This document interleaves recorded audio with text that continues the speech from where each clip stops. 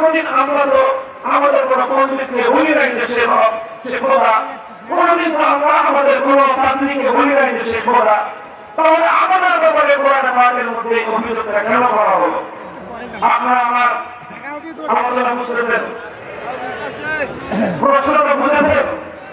আমি ইবনে হাজমের প্রশ্ন বুঝতে হবে কথা, শুধু কথা বুঝার পরে সেই কথাকে মনে রাখতে হবে, গেছে নিয়ে সেই কথাকে বাস্তবায়ন করার জন্য মাঠে নামতে হবে। সময় কিন্তু বেশি নাই, সময় কিন্তু বেশি নাই। বাংলা যুব সমাজ তৈরি হওয়া বিপ্লবের ডাক আসবে, বিপ্লবের ডাক আসবে। এই জমিনে ইসলামী বিপ্লবের জন্য উঠছে। যখন প্রকৃত ভূমিতে যখন চাষাবাদের সময় চলে আসে, এই যে যখনই আপনার